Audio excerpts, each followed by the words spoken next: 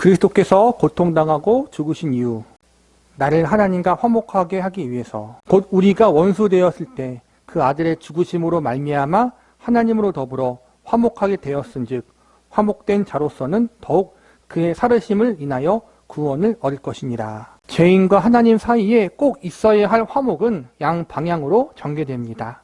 하나님을 대하는 우리의 태도가 반항해서 믿음으로 바뀌어야 합니다. 그리고 하나님이 우리를 대하시는 태도가 진노에서 자비로 바뀌어야 합니다. 그러나 이 두 가지는 같지 않습니다. 내가 변하려면 하나님의 도우심이 있어야 하지만 하나님은 나의 도움이 필요 없습니다. 나의 변화는 외부로부터 오지만 하나님의 변화는 그분의 본성에서 나옵니다. 나의 변화는 철저한 변화지만 하나님의 변화는 아예 변화가 아닙니다. 하나님께서 내게 진노를 그치시고 나를 위하시는 것은 몸소 계획하신 행동입니다. 우리가 원수 되었을 때라는 말씀은 매우 중요합니다. 이렇게 두렵고 절망적인 상태에서 그의 아들의 죽으심으로 말미암아 하나님과 더불어 화목하게 된 것입니다. 우리가 원수 되었을 때 이 일이 발생한 것입니다. 달리 말하자면 태초의 변화는 하나님이 일으키신 것이지 우리가 일으킨 것이 아닙니다. 우리는 여전히 원수들이었습니다. 우리가 하나님의 원수임을 의식하고 살았다는 뜻은 아닙니다. 대부분의 사람들은 자기가 하나님의 원수라고 생각하지 않습니다. 하지만 성경은 이렇게 말합니다. 육신의 생각은 하나님과 원수가 되나니 이는 하나님의 법에 굴복치 아니할 뿐 아니라 할 수도 없음이라. 우리가 여전히 그런 상태에 있을 때 하나님께서는 그리스도를 보내시어 진노를 촉발하는 우리의 죄를 담당하게 하시고 그로써 우리를 오직 자비로서 대할 수 있도록 하셨습니다. 하나님께서는 우리와 화목하게 하기 위해서 맨 처음 하신 일은 화목을 가로막고 있는 장애물, 즉 하나님을 업신여기는 우리의 죄를 제거하시는 것이었습니다.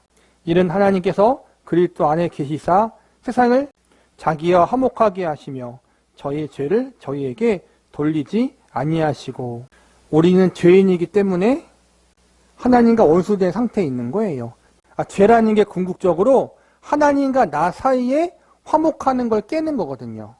예수님이 십자가에서 돌아가신 것은 우리의 죄를 용서하기 위해서인데 그 죄가 바로 하나님과 우리의 화목을 깨는 거예요. 우리가 하나님의 필요성도 모르고 내가 죄인인 줄도 모르고 예수님의 복음을 받아들이지 않았던 죄인된 상태에 있을 때 하나님이 먼저 찾아오셔서 예수님으로 말미암아 그분의 생명을 십자가에 내어주심으로 말미암아 우리 죄가 용서받고 하나님과 화목할 수 있는 길을 먼저 열어주신 거예요. 그리스도의 대사들은 세상에 이 소식을 전할 때 우리가 그리스도를 대신하여 간구하노니 너희는 하나님과 화목하라고 말합니다. 그들이 하나님에 대한 태도를 바꿔가지라는 정도로 이 말을 한 것일까요? 그렇지 않습니다. 오히려 그 의미는 하나님께서 우리와 화목하기 위해서 그리스도 안에서 먼저 행하신 일을 받아들이라는 것입니다. 이 화목을 사람들 사이의 일에 비추어 생각해 봅시다. 예수님께서는 이렇게 말씀하셨습니다.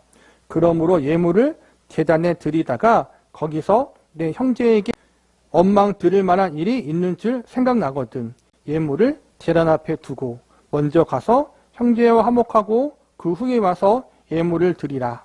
먼저 가서 형제와 화목하라고 하실 때 하나님의 심판을 옮겨놓을 자가 형제라는 점을 유념해야 합니다.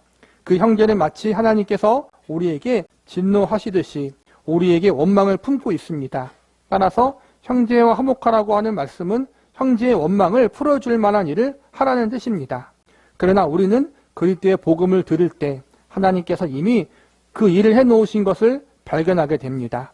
우리가 하나님의 심판을 제거하기 위해 취할 수 없는 조치들을 하나님께서는 친히 다 취해 놓으셨습니다. 그리스도를 보내시고 우리 대신 고난당하게 하셨습니다. 원수 되었을 때 이루어졌습니다. 우리가 내놓을 수 있는 화목이란 하나님께서 이미 해놓으신 일을 단순히 받는 것으로 무한히 귀중한 선물을 받는 방식입니다. 우리와 하나님 사이를 가로막았던 죄를 풀어주셨다는 거예요. 예수님으로 말미암아. 즉 하나님과 우리 사이에서 예수님이 중재자가 되어주신 거란 말이에요. 그래서 예수님을 믿는다는 말이 그거예요. 예수님이 하나님과 나 사이에 있는 죄의 문제를 풀어주셨다. 우리는 그 사실을 믿으면 되고 받아들이면 돼요. 그게 믿음이에요. 뭔가 하는 게 아니라는 거예요. 그저 하나님이 예수님으로 말미암아 이루신 모든 것을 감사함으로 받아들이면 돼요. 그래서 구원은 은혜이고 선물이라는 거예요.